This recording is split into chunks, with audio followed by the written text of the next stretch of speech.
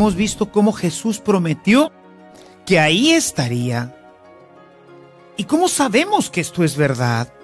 Que en ese pedacito de pan, ahí está Jesús. Bueno, la Sagrada Escritura nos lo revela. Hermanos, es una alegría tenerlos de vuelta en nuestra aula virtual de evangelización activa.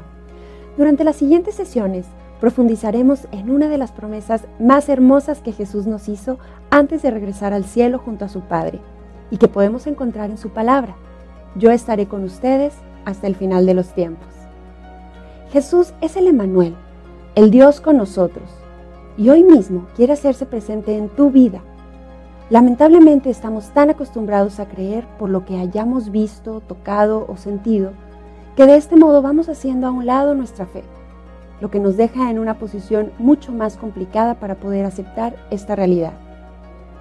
Acompáñanos a descubrir a Jesús, verdadero Dios y verdadero hombre, el verdadero amigo que se queda en medio de nosotros por este milagro de amor llamado Eucaristía.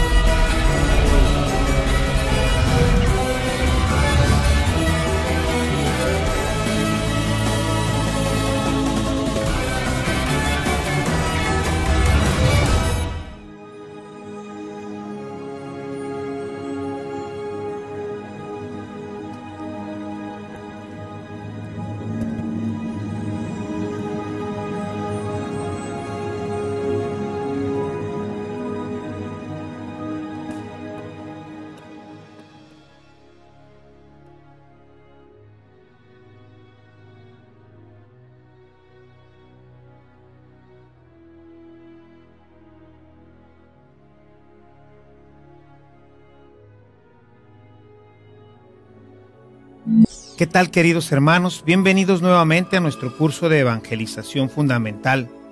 Vamos a iniciar hoy un nuevo capítulo. Terminamos ya nuestro capítulo 3 acerca de las principales enseñanzas que Jesús nos dejó. Vamos a iniciar ahora un nuevo capítulo, las principales promesas de Jesús. Jesús no solamente vino a enseñarnos, sino también vino a hablarnos de realidades y de elementos maravillosos que nosotros como cristianos podemos vivir. Unas de estas promesas se irán cumpliendo directamente aquí entre nosotros, pero algunas otras serán cumplidas hasta la eternidad. En esta unidad vamos a ver las promesas de Jesús. Jesús hizo grandes y maravillosas promesas para cada uno de nosotros. Algunas de ellas las podremos nosotros ya empezar a vivir, se cumplirán aquí entre nosotros. Y algunas de ellas están referidas a la vida eterna, para que nosotros nos sintamos siempre animados, para que podamos nosotros sentirnos con ese deseo de alcanzar estas promesas. Básicamente, aunque fueron muchas cosas las que Jesús nos dijo, prácticamente podríamos resumir las promesas de Jesús en 3. La primera promesa, Él nos dice que estará con nosotros siempre. La segunda promesa que nos hace es que nosotros estaremos con Él siempre. Aquí en la tierra Jesús estará con nosotros siempre, es promesa de Él. Pero también nos ofreció, nos prometió que estaríamos con Él eternamente, que con Él conviviríamos y pasaríamos toda la eternidad. Y para que estas dos promesas se pudieran realizar, nos hizo una tercera y grandísima promesa, que es la promesa del Espíritu Santo. Estas 3 grandes promesas resumen y nos ayudan a trabajar, a sentir su presencia y a crecer sobre todo en una relación íntima, profunda y personal con Él, que, como decíamos desde el inicio de nuestro curso, pues es uno de los grandes objetivos de su venida aquí entre nosotros. Y bien, pues vamos a iniciar con la primer promesa. La primer promesa: yo estaré con ustedes. Hemos visto ya la importancia de la oración y de cómo la penitencia como un instrumento de la gracia para crecer en nuestra relación con Dios y así poder superar todos nuestros pecados, todas nuestras deficiencias. Vamos a iniciar ahora este nuevo tema que son las promesas de Jesús. En ellas vamos a ir descubriendo esta maravilla. Como decíamos ahorita, Él estará con nosotros hasta el fin del mundo. Nosotros estaremos con Él por toda la eternidad. Y para que estas dos se cumplan, Él nos dará el Espíritu Santo. Iniciamos pues con este tema de la presencia de Jesús con nosotros hasta el final de los tiempos. Jesús, en el Evangelio de Mateo, en el capítulo 28, en el verso 20, nos dice lo siguiente. Dice Jesús: vayan y enséñenles a poner por obra todo lo que les he mandado, y sepan que yo estaré con ustedes todos los días hasta el final de los tiempos. Esta es una de las citas que debemos de tener subrayada en nuestras Biblias, porque es una promesa grandísima. Dios no se fue, Él se quedó con nosotros. Él quiere seguir compartiendo nuestra vida, quiere seguir compartiendo nuestras dificultades, nuestros gozos, nuestras alegrías. Él quiere estar presente contigo y conmigo. Él quiere estar presente. Por eso es que su nombre no solamente es Jesús, que sabemos que en hebreo Yeshua quiere decir Dios salva, sino que es también el Emmanuel, es el Dios con nosotros. Él quiere permanecer en tu vida, quiere permanecer en tu casa, quiere permanecer en nuestros negocios, en todas las áreas de nuestras vidas. Y bueno, pues como Él ahora ciertamente pues todavía tiene cuerpo, pero sin embargo es un cuerpo glorioso en donde Él puede pues controlar a voluntad si se deja ver o si no se deja ver, si pasa a nuestro ámbito físico y podemos tener la experiencia sensible de Él, o si prefiere estar pues así un poco, diríamos nosotros, escondido. Realmente no es que esté escondido, sino que tiene unas formas particulares de estar entre nosotros. Y básicamente podríamos nosotros hablar de 4 formas, de 4 presencias. Una de ellas, quizás la más importante, es la de la Eucaristía. Jesús está presente entre nosotros a través del sacramento eucarístico. Una segunda presencia es la de los hermanos, sobre todo, como lo veremos en unos momentos más, en los más necesitados. Ha querido quedarse también en su palabra. Aquí en su palabra encontraremos la presencia real. Y finalmente, ha querido quedarse en los obispos y en los sacerdotes. Formas sensibles, formas tangibles, a través de las cuales nosotros podemos encontrar a Jesús continuamente cerca de nosotros. Él ha prometido estar con nosotros y continuar con nosotros hasta el final de este mundo.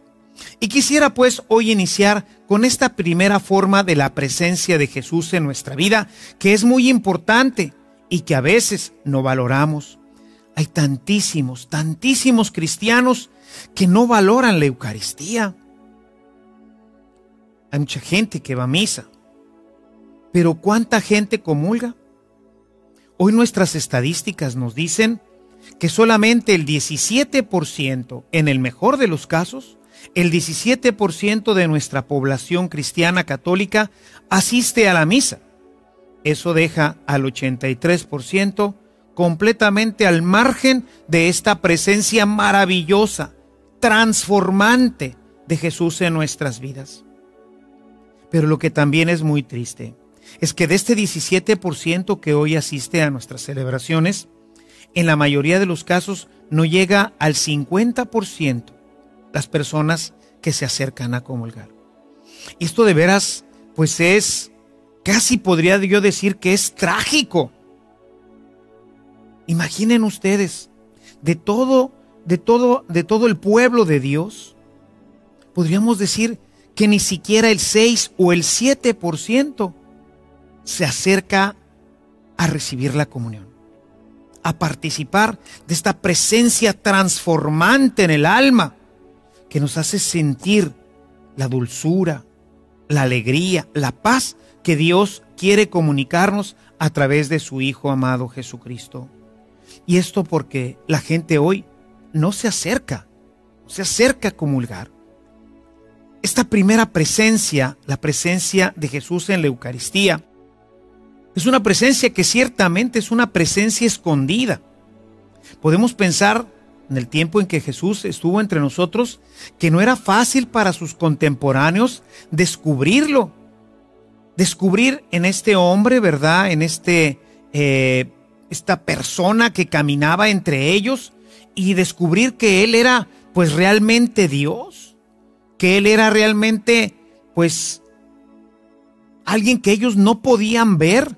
Ellos veían simplemente a un ser humano como nosotros, que hablaba como nosotros, que caminaba como nosotros, que participaba de la vida como nosotros, que comía como nosotros. Ellos veían una persona aparentemente normal como todos nosotros. Sin embargo, detrás de esta persona, en ella, existía el misterio de Dios, en un misterio grandísimo, ¿verdad? El misterio de la encarnación. Y por eso nos dice la Sagrada Escritura, quisiera que fueras a tu Biblia en el capítulo 16 de Mateo. Jesús hace una pregunta a sus discípulos. Quisiera que abrieras tu Biblia en el capítulo 16 a partir del versículo 13. Dice el texto: de camino hacia la región de Cesarea de Filipo, Jesús preguntó a sus discípulos: ¿quién dice la gente que es el Hijo del Hombre? Y ellos le contestaron: unos que Juan el Bautista, otros que Elías, otros que Jeremías o uno de los profetas. Jesús les preguntó: ¿y según ustedes, quién soy yo? Simón Pedro respondió: tú eres el Mesías, el Hijo de Dios vivo. Fíjate en el versículo 17. Jesús le dijo: dichoso tú, Simón, hijo de Juan, porque eso no te lo ha revelado ningún mortal, sino mi Padre que está en los cielos. Y yo te digo, tú eres Pedro, y sobre esta piedra edificaré mi iglesia, y el poder de la muerte no podrá prevalecer en ella. Te daré las llaves del reino de los cielos. Lo que ates en la tierra quedará atado en el cielo, y lo que desates en la tierra quedará desatado en el cielo. Jesús pregunta: según ustedes, ¿quién soy yo? Y esta respuesta es sumamente importante. ¿Es un gran personaje? ¿Quién es Jesús para ti hasta ahora? Aún incluso después de esto que ya hemos estado viendo sobre Jesús. ¿Quién es Jesús para ti? ¿Un gran personaje? En un tiempo que me tocó todavía vivir a mí, el tiempo de los hippies, allá por los años 60, pues decían que Jesús había sido el primer hippie, porque usaba su pelo largo, su barba, y andaba en chanclas y guaraches, y era el del amor y paz, ¿verdad?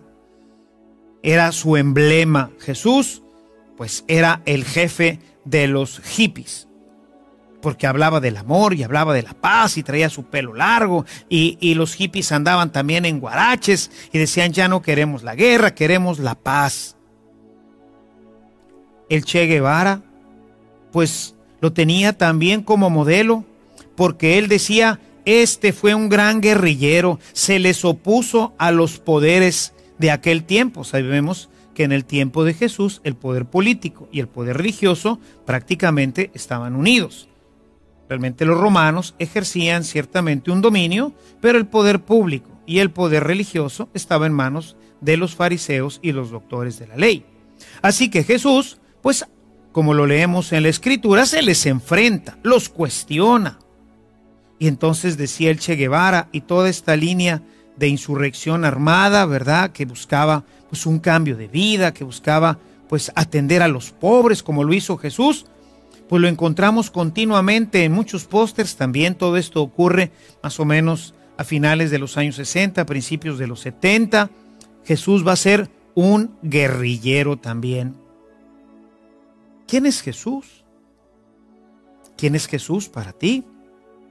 En los años 70 salió una película que hizo gran furor. Se llamaba Jesucristo Superestrella. Y yo me acuerdo haber ido en alguna ocasión a una conferencia en donde una religiosa estaba dando una plática sobre este tema. Y me acuerdo que escribió en un gran pizarrón el título de esta película.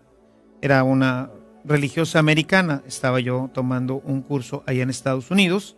Y entonces puso ahí, Jesus Christ Superstar. Jesucristo Superestrella. Y estaba haciendo más o menos este tipo de cuestionamiento que yo en este momento hago contigo. Y entonces se voltea en un cierto momento, vuelve a agarrar su gis y entonces tacha la palabra superestrella y le pone Jesus Christ is Lord. Jesucristo es el Señor. Jesús no es una superestrella. Jesús es el Señor. Y esto es lo que hemos escuchado en este texto. ¿Quién dice la gente que soy yo? Bueno, pues unos dicen que eres Elías, otro que eres un gran profeta. Pero, ¿y ustedes? ¿Ustedes los cristianos? ¿Ustedes los que me vienen siguiendo? ¿Ustedes qué? ¿Qué es lo que tú dices que es Él? Y bueno, pues Pedro lo descubre y le dice, tú eres el Hijo de Dios. Tú eres el Mesías. Para el hombre de hoy también le resulta descubrir a Jesús un gran enigma. Y le resulta más difícil descubrirlo en la Eucaristía. Cuando tú vas a la misa, cuando el sacerdote levanta la hostia y la presenta, ¿eres capaz de descubrir ahí a Jesús? Hoy el hombre está metido solo en lo inmanente, en lo sensible. Le es difícil ver a Jesús en la Eucaristía. Y es que esto, como con Pedro, solamente es posible para el amor y para la fe. No podemos con facilidad descubrir a Jesús. Necesitamos la fe. Para que podamos nosotros, como Santo Tomás, cuando el sacerdote levanta la hostia, que es una tradición que fueron imponiendo los jesuitas y que todavía en muchas de nuestras parroquias todavía pues lo podemos nosotros ver y vivir. Cuando el sacerdote levanta la hostia, los jesuitas fueron introduciendo sobre todo pues en la parte alta del medievo, cuando la gente ya no creía en nada de esto, decían las palabras de Santo Tomás, Señor mío y Dios mío. Recordarás que Tomás no creía en esto. Los discípulos fueron a decirle, hemos visto al Señor. Y dice él, si yo no meto mis manos en los agujeros de sus clavos, si yo no meto mi mano en su costado abierto, dice, no creeré. Y bueno, nos dice en el Evangelio de Juan que una semana después, pues se presenta nuevamente Jesús, ahora sí estaba Tomás, y entonces el Señor le dice, a ver Tomás, ven para acá, dame tu dedo y mételo en los agujeros del clavo, dame tu mano y métela en la llaga de mi costado y cree. Y entonces nos dice que él pues completamente arrepentido y lleno de vergüenza, le dice: Señor mío y Dios mío. Ahora crees porque me has visto. Dichosos aquellos que sin haberme visto, creen. Y bueno, pues eso es lo que somos nosotros, los que sin ver podemos nosotros creer. Es difícil descubrirlo. Y por eso los jesuitas en este momento pues invitaban a la gente a repetir cuando el sacerdote presenta la hostia, a decir: Señor mío y Dios mío, recordando estas palabras de Santo Tomás, que no creía, pero ahora que lo tenía enfrente de sí mismo, lo descubría como su Dios y como su Señor. Lo que es realmente valioso e importante, generalmente no lo podemos ver. No podemos ver a Jesús en la Eucaristía. Y sin embargo, ahí está. Jesús nos espera en todos los sagrarios. Es su presencia escondida. Decía uno de los pastorcitos, Francisco, decía que es la presencia de su Jesús escondido. Y este niño de apenas 9 años se iba a pasar las tardes completas ahí, a un ladito del sagrario, en la iglesia de su comunidad.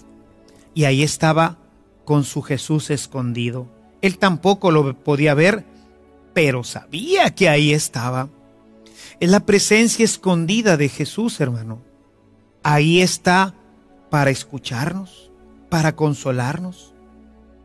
Puedes irte a las capillas donde hay un Santísimo, como le llamamos, donde está la presencia escondida de Jesús. Y Él ahí te escucha. Cierto que en todas partes te escucha. Él está presente en todos los lugares, porque es omnipresente. Pero ha querido quedarse ahí. Ha querido quedarse en el Santísimo para escucharte, para consolarte. Es impresionante la experiencia de estar en las capillas consagradas al Santísimo Sacramento, en donde llega un momento en que prácticamente lo puedes sentir. Sabes que te está escuchando. Mucho más cuando tenemos problemas, cuando necesitamos a alguien con quien desahogarnos. Entonces nos podemos dar cuenta de que efectivamente Jesús está ahí y que me escucha y me consuela, y puedo llorar y sentirme consolado, amado y escuchado, porque ahí está Jesús en el sagrario. Así lo prometió. Lo hemos escuchado hace un momento. Hemos visto cómo Jesús prometió que ahí estaría.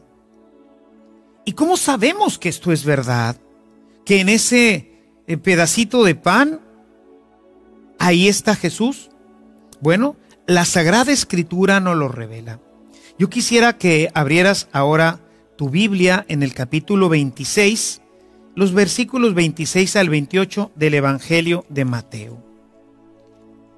Dice Jesús en este texto: durante la cena, Jesús tomó pan, pronunció la bendición, lo partió y dando a sus discípulos dijo: tomen y coman, esto es mi cuerpo.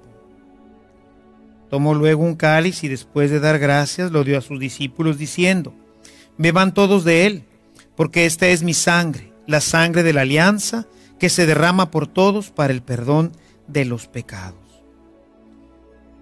Jesús en esta última cena revela su presencia a través de la Eucaristía.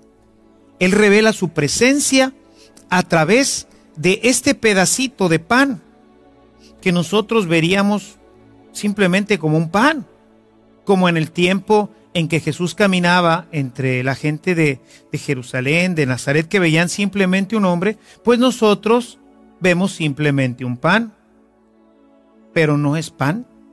Después de la consagración, después de que el sacerdote ha pronunciado las palabras consacratorias, en ese pedacito de pan ya no está el pan, ahora está Jesucristo, su cuerpo, su alma, su sangre y su divinidad, realmente presente. Sin embargo, pues hay gente, hay personas que niegan esta presencia.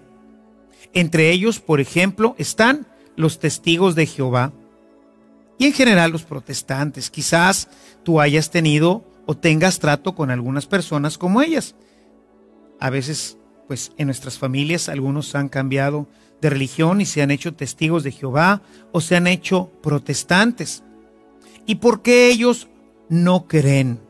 ¿Por qué ellos no aceptan estas verdades? Bueno, pues por ejemplo, los testigos de Jehová han cambiado incluso la Biblia. Por eso, pues es una de las sectas que ellos se dicen cristianas, son sectas cuasi religiosas que no tienen realmente ningún sustento, porque incluso fueron tan atrevidos, fíjate en esto, fueron tan atrevidos los testigos de Jehová que han hecho cambios en la Sagrada Escritura, la modificaron para que se acomodara a su doctrina, para que se acomodara a lo que ellos creen.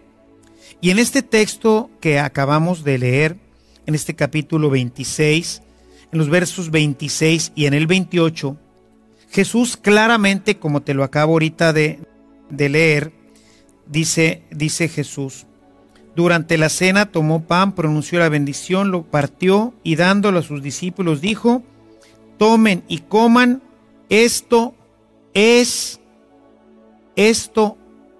mi cuerpo. En las Biblias de los testigos de Jehová, tú encontrarás que cambiaron el verbo ser por el verbo significar. Ellos cuando te visitan, obviamente te dicen, y así lo ponen, si tú te fijas, la Biblia de los testigos de Jehová dice Nueva Traducción Revisada. Y ellos te dicen, no, lo que pasa es que la interpretación no es correcta. Sin embargo, ellos cambiaron la palabra. El verbo que utiliza la Sagrada Escritura en griego, que es como yo les digo, porque pues a veces también ahí en la casa parroquial de repente nos visitan, yo les digo a estos hermanos, mira, vamos a la Biblia. Y entonces luego me voy a este texto, porque el problema de todo estriba en cómo interpreto yo la Biblia. Yo le digo, tú crees algo porque la Biblia te lo dice, pero realmente este libro que tú estás leyendo está escrito conforme a la verdad, o ya le hicieron modificaciones, porque pues yo a esta Biblia le puedo poner cualquier cosa y decir lo que yo quiera, pero eso es lo que dijo Jesús. Nosotros la recibimos directamente de los apóstoles. Y las únicas Biblias que están cambiadas, si recordarás, te lo decía al inicio de nuestra formación, la única Biblia que está cambiada, modificada en su texto, es la de los testigos de Jehová. Ellos cambiaron la palabra del verbo ser, que sería estin, ¿verdad? Esto es mi cuerpo, la cambiaron y dicen sus Biblias, si en alguna ocasión tienes la oportunidad de leerlo o alguno de los hermanos por ahí te visita, pues va a decir, esto significa, no es. Una cosa es que las cosas signifiquen, ¿verdad? Yo soy en un momento dado una significación de Jesús, pero yo no soy Jesús. Y lo que tenemos en la Eucaristía no es un símbolo, no es un signo, es realmente la presencia. Esto es mi cuerpo. Y lo que comieron los discípulos, lo que seguimos comiendo nosotros, los cristianos, es el cuerpo de Jesús. Después de la consagración, no significa. Cuando vamos, por ejemplo, a una primera comunión, verás que pues ponen ahí sobre el altar trigos y panes y ponen también vino. Bueno, todo eso significa, son signos de la Eucaristía. Pero esa no es la Eucaristía. La Eucaristía está en el pan ácimo, en el pan que se consagra y que deja de ser pan para empezar a ser el cuerpo y la sangre de Cristo. Sin embargo, ellos cambiaron el verbo estin por el verbo griego semeion, que tiene el valor de significar.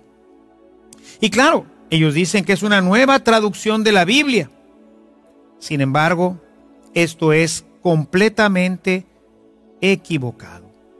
En griego, la palabra ser y significar es completamente diferente.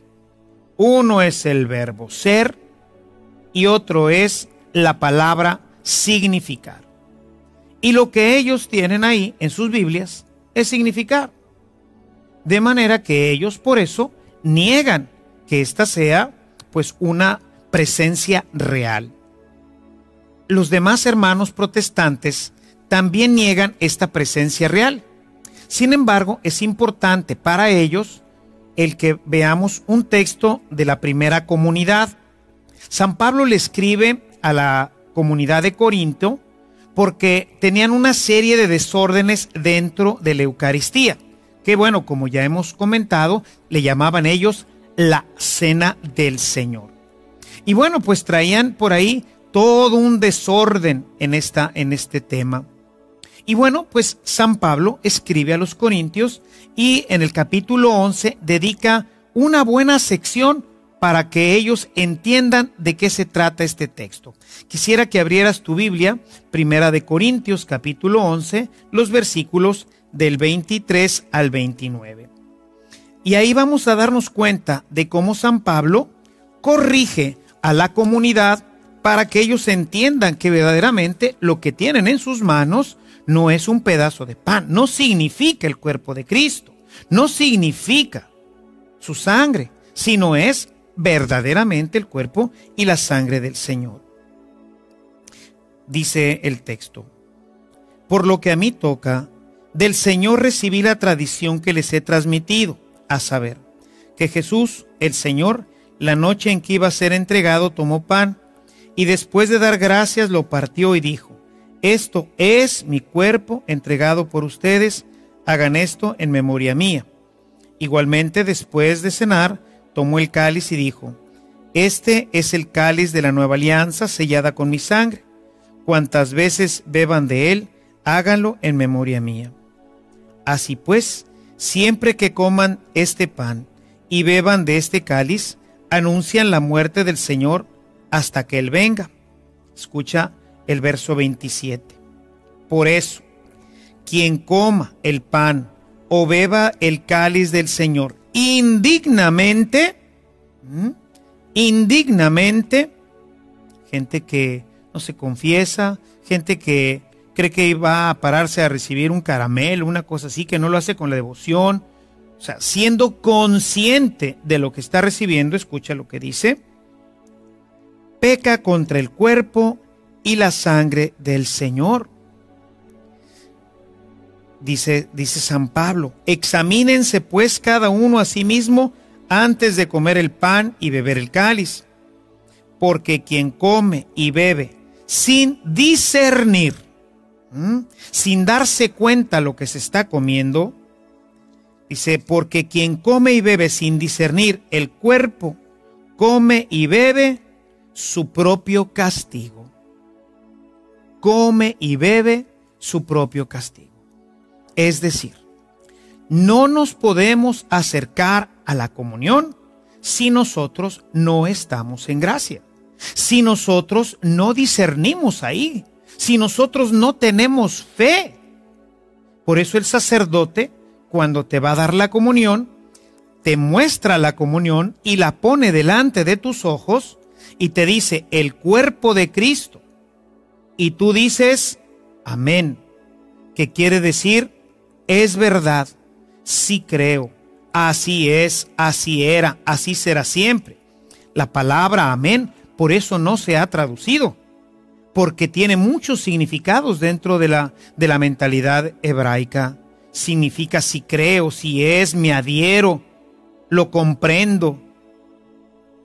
Cuando el sacerdote te pone por eso la hostia, para que tú, consciente de estas palabras que hemos escuchado de San Pablo, tú puedas decir sí creo, es decir, sí discierno que esto que voy a comer ahora no es un pedazo de pan, sino que esto que voy a comer ahora es realmente el cuerpo y la sangre de Cristo. Ahí estoy diciendo sí, voy a comerme a Jesús. voy a comer su cuerpo y a beber su sangre. Y el que no lo hace, yo veo mucha gente que de repente se acerca a comulgar, viene distraído, viene pensando en otras cosas. No me ha faltado, sobre todo en los jóvenes, pero también en algunos adultos, que se acercan a comulgar con un chicle en la boca. Cuando que la Santa Iglesia nos pide que al menos tengamos una hora de ayuno, de sacrificio, de preparación para este momento tan importante. Recibir el cuerpo y la sangre de Jesús. No, ahí viene la gente masticando su chiclote, volteando para un lado, saludando a los amigos. Hola, ¿cómo están? Sí, ahorita nos vemos a la salida para irnos al cine, etcétera. El que come sin discernir, mira qué duras las palabras de Pablo. El que come sin discernir el cuerpo de Cristo, dice, se come su propia condenación. En vez de ser un alimento que haga bien al alma, se convierte en un alimento que destruye nuestra vida eterna. Por eso es importante que nosotros hagamos conciencia cuando nos acercamos a comer y a beber del cuerpo y de la sangre del Señor. Y lo más importante es que esta presencia no solamente es para tenerlo cerca, para poder hablar con Él, sino que Jesús lo puso como una condición, se dice en latín, sine qua non, es decir, sin la cual no puedo tener vida eterna. Una persona que no comulga, una persona que no come y no bebe de la sangre del Señor, no puede tener vida eterna. Y esto también está muy claro en la Sagrada Escritura. Yo quisiera que vieras un texto, porque los hermanos separados dicen, no, ¿y esto qué? Pues nosotros no comulgamos. ¿Y qué? Pues fíjate qué grave es no comulgar. Quiero que abras ahora tu Biblia en el capítulo 6 de San Juan, del Evangelio de San Juan, y veas sobre todo los versículos 51 al 54. Este capítulo 6 de San Juan nos presenta lo que se conoce como el sermón eucarístico. Juan no repite, que Juan escribe ya muchos años después de que están ya las comunidades establecidas, Juan no repite este texto que leímos de Mateo 26, que está también en los demás evangelistas, que se le llama la institución de la Eucaristía. Él ya no la repite, porque ya es algo que pues todo mundo ya conoce. Ya San Pablo también a través de su carta a los Corintios pues ha hecho pues que dejar claro que está realmente presente. Juan más bien ha caminado por otro camino para que profundicemos en lo que realmente es y sobre todo en la necesidad de comerlo como un verdadero alimento para que nos dé vida. Y entonces veamos, quiero que vayas a tu Biblia.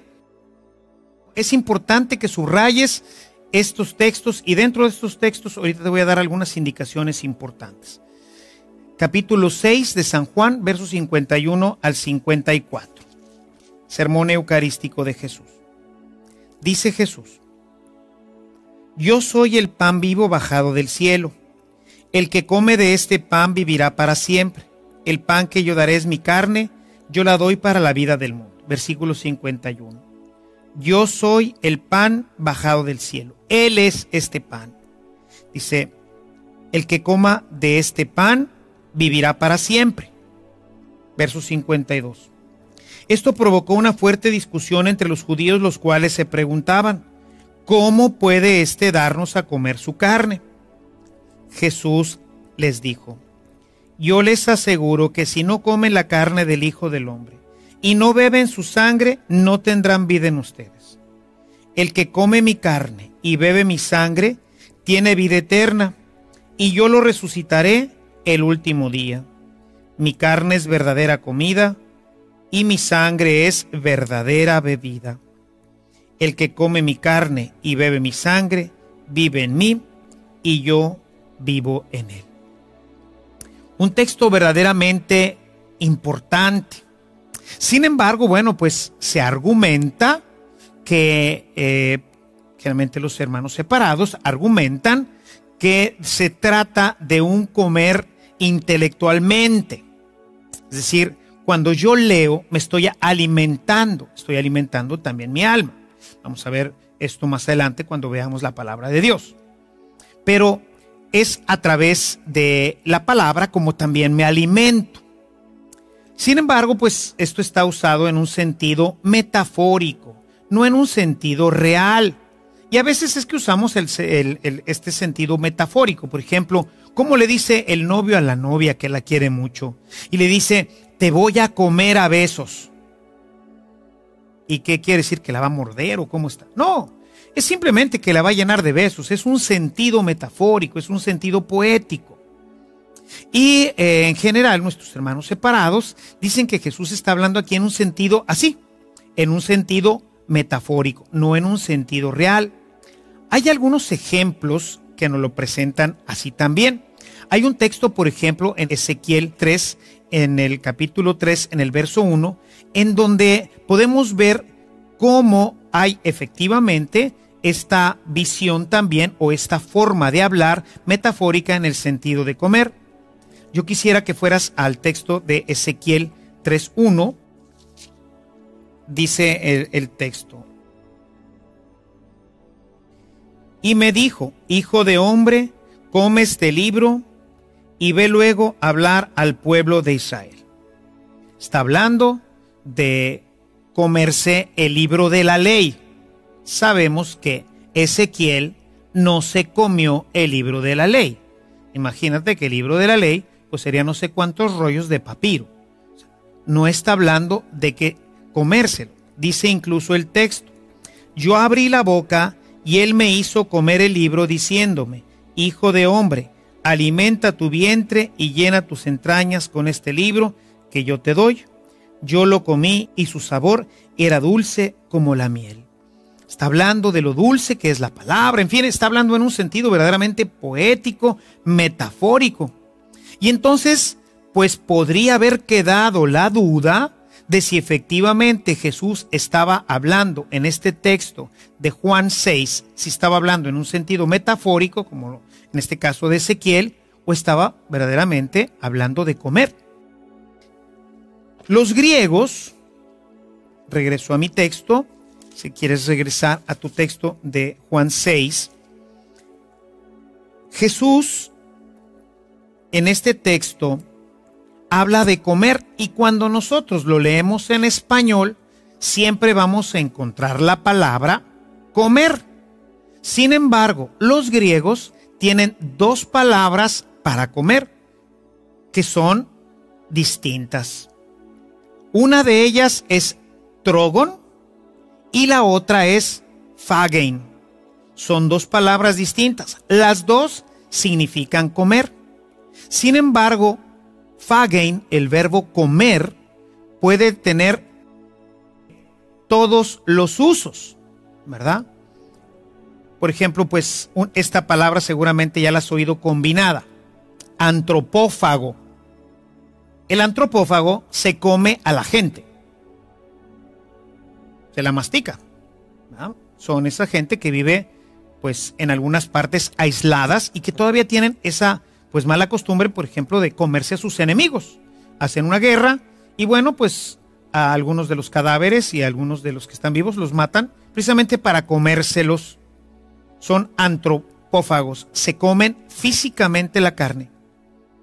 Pero puede tener también, esta palabra phagein, puede ser usada en un sentido metafórico.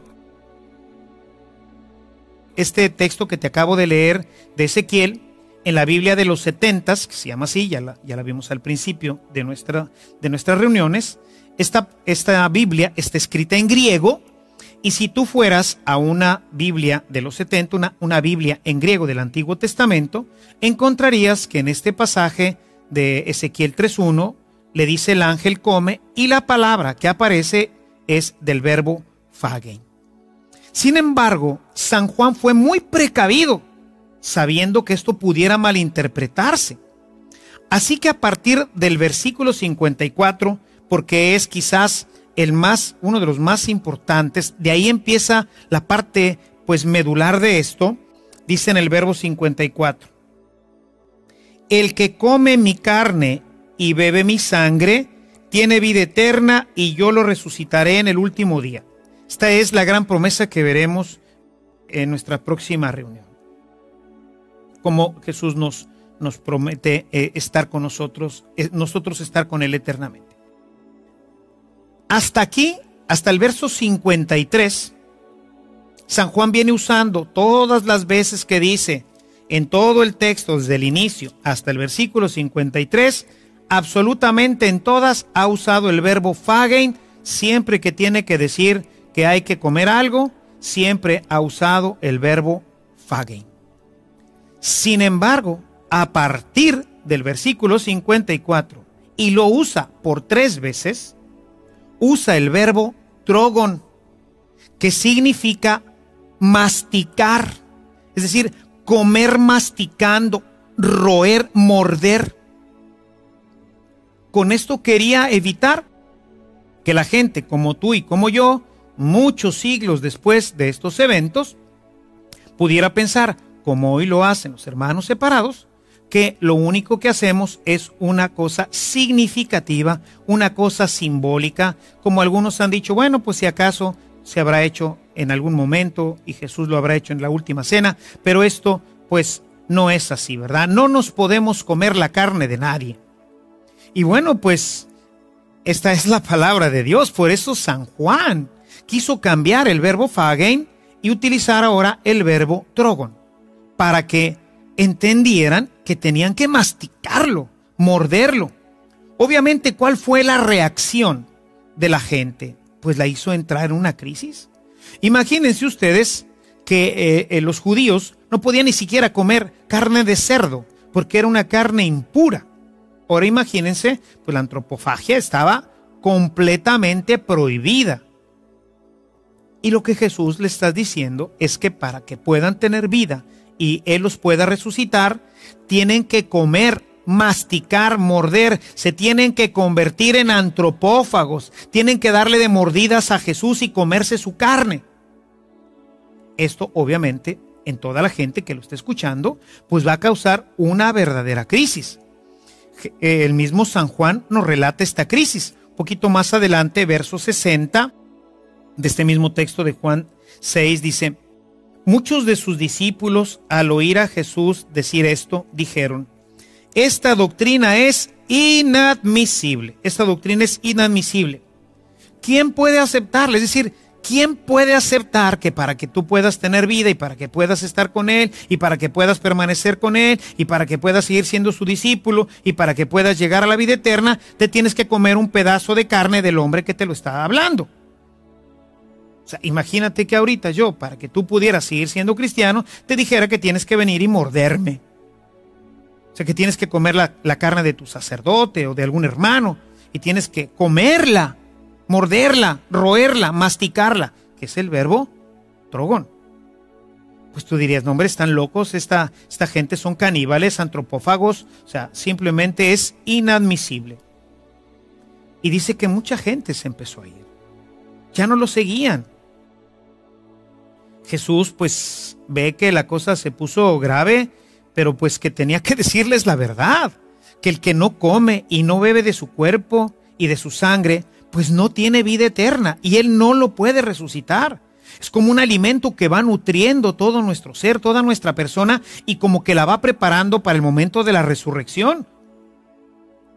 Y el que no la tiene, pues no está preparado y pues a la hora de la resurrección, pues el cuerpo no se va a levantar para la vida eterna, sino para la perdición eterna. Como se empezaron a ir porque no entendían, como quizás hoy puede estar sucediendo, o como le sucede a nuestros hermanos separados, pues entonces Jesús quiere pues reafirmar esto en ellos. Dice un poquito más adelante, ahí en tu Biblia, verso 67, Jesús les pregunta: ¿acaso también ustedes quieren irse? ¿También ustedes quieren abandonarme? Y Pedro responde. Simón le respondió: Señor, ¿a quién iremos? Tus palabras dan vida eterna. Nosotros creemos y sabemos que tú eres el Santo de Dios. O sea, ¿Qué está diciendo realmente San Pedro? San Pedro le está diciendo a Jesús: Señor, la verdad, esto que acabas de decir, a nosotros también nos suena una verdadera locura. No lo entendemos, no lo comprendemos. No sabemos cómo puede ser posible que vayamos a comer de tu carne y a beber de tu sangre. Eso no lo entendemos. Está velado a nosotros. Sin embargo, nosotros lo que creemos, nosotros lo que sabemos es que tú eres el Hijo de Dios. Lo que sabemos es que tú le dices a un muerto: levántate, y se para. Tú le dices a un paralítico: levántate, extiende tu brazo, y se cura. Tú le dices a un leproso: sana, y sana. Tú le dices a un ciego de nacimiento: ve, y el ciego recobra la vista. Nosotros pues sabemos, creemos, estamos seguros que tú eres Dios. ¿Cómo vamos a comer tu carne y a beber de tu sangre? Eso no lo sabemos. Pero nosotros creemos que tú eres el Hijo de Dios. Y esto es lo que nos invita nuestro Señor a creer en la Eucaristía. Porque Jesús puede hacer eso y cualquier cosa. Él lo revelará, como lo leímos hace un momento, hasta la última cena. Imagínense, hermanos, en el momento en que Jesús está tomando un pedazo de pan y lo parte y le dicen: coman, porque esto es mi cuerpo. Y luego toma una copa con vino y les dice: y ahora beban, porque esto es mi sangre. La palabra de Dios, lo que dice se hace. Que haya luz, y la luz existió. Que haya animales, y los animales empezaron a existir. Que este pedazo de pan sea mi cuerpo, y ese pedazo de pan deja de ser un pan y se convierte en el cuerpo de Cristo.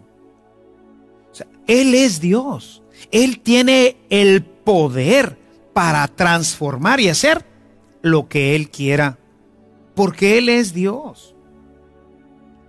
Cuando de repente parte el pan y dice: ¡ay, caray! Ahora ya entendí por qué nos decía que teníamos que comer y que sí era posible que comiéramos su carne y que bebiéramos su sangre. Y mis amados hermanos, esto lo hemos venido haciendo en la iglesia durante todos los siglos. Es un poder que nos dio indignamente a nosotros los sacerdotes, porque Él así lo quiso. Él quiso que nosotros pudiéramos prolongar esto, que es un milagro, porque si no, ¿cómo tú y yo, 2000 años después de Jesús, podríamos seguir comiendo el cuerpo y bebiendo la sangre del Señor? Si esto nada más lo hubiera hecho Jesús y dijo: bueno, pues ustedes está bien, cómanlo, ustedes van a tener vida y a ustedes los voy a resucitar, pero al resto no. Sabemos que esta palabra de Dios que llega a nosotros es para siempre, hasta que llegue la consumación de los tiempos. Fíjate lo que nos dice en el Evangelio de Lucas, en el capítulo 22, donde se nos narra también este tema de la institución eucarística. Los versículos leo para ti, ojalá y tengas tu Biblia ahí junto a ti, los versículos 19 y el 20. Dice: después tomó pan, dio gracias, lo partió y lo dio a sus discípulos, diciendo: esto es mi cuerpo, que se entrega por ustedes. Hagan esto en memoria mía. Y después de la cena hizo lo mismo con el cáliz, diciendo: este es el cáliz de la nueva alianza, sellada con mi sangre, que se derrama por todos ustedes. Háganlo. Háganlo ahora ustedes. Háganlo. Y el texto en griego, donde nos habla de la memoria, no utiliza la palabra recordar. No vamos a recordar. Para ellos la Pascua es un memorial. Es decir, vuelven a vivir en ese momento la salida de Egipto.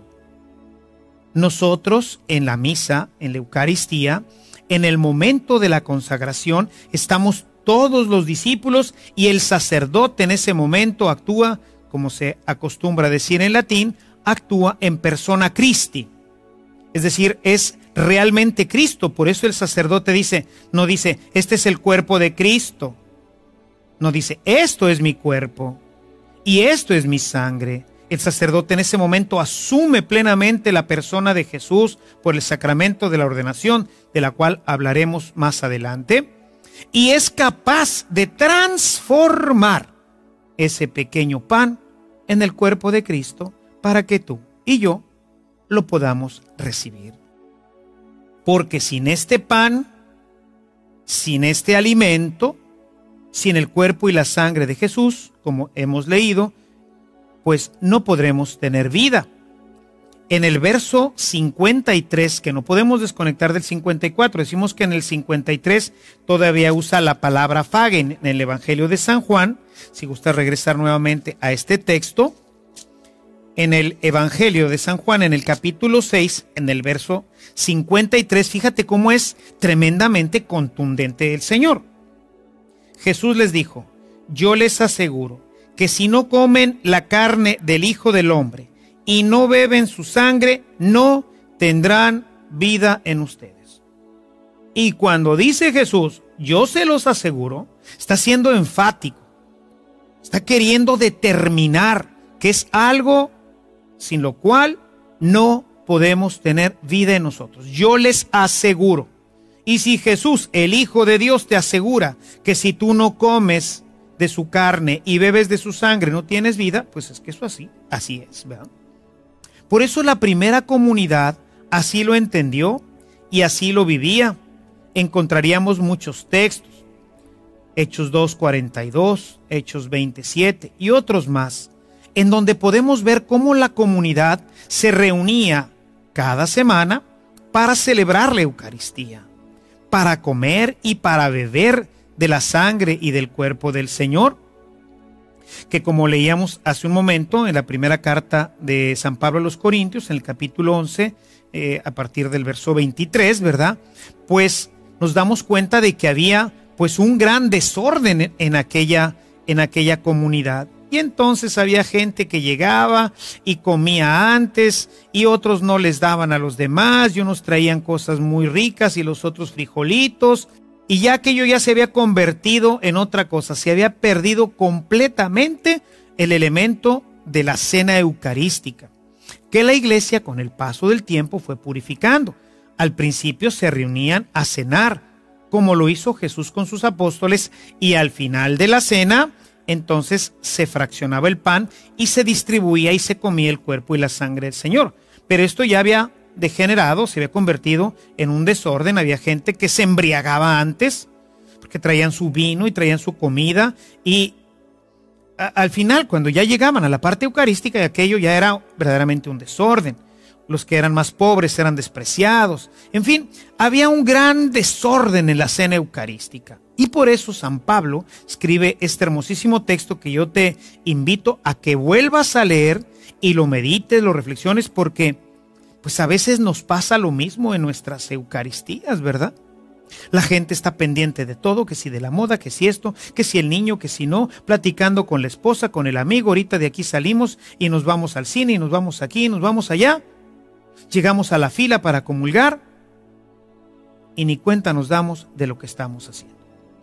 Es pues entonces, mis amados hermanos, muy importante que nosotros consideremos esta instrucción de Jesús. Yo estaré con ustedes. Y se ha quedado con nosotros en la Sagrada Eucaristía. No desaproveches este don maravilloso, este pan que da la vida, esto que nos hace entrar en la dimensión de Dios, que nos vuelve a poner en contacto con el Jesús que caminaba entre nosotros hace muchos años. Su presencia es real. Acércate al Santísimo Sacramento. Asiste en tu parroquia a las horas santas. Procura visitarlo con frecuencia en la capilla del Santísimo Sacramento. Estoy seguro que encontrarás paz y mucho consuelo. Y sobre todo, alimentándote de su cuerpo y de su sangre, habrá vida en ti. Tendrás fuerza para resistir al pecado. Tu vida crecerá y se desarrollará como quien se alimenta continuamente del pan ordinario. Quien no se alimenta de este pan siempre está anémico, no tiene fuerzas y al final termina con la muerte. Aliméntate pues tú de este pan que da la vida y disfruta de esta presencia maravillosa de Jesús en la Sagrada Eucaristía. Que el Señor te bendiga, que esta semana pueda ser una semana de gran bendición para ti, que aproveches de participar del sacramento de la reconciliación y que puedas acercarte este domingo con mucho gozo y con mucha alegría a recibir a Jesús, presencia real de Dios en medio de nosotros. Que el Señor te bendiga y la Virgen siempre te acompañe.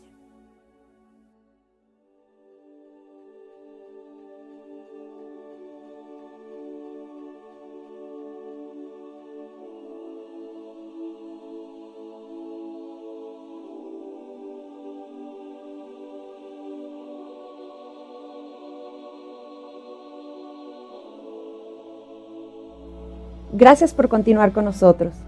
En la siguiente sesión descubrirás que Jesús quiere seguir haciéndose presente en tu vida, pero ahora te mostrará cómo encontrarlo mediante su palabra y así encontrar el camino que conduce al Padre. Hasta entonces.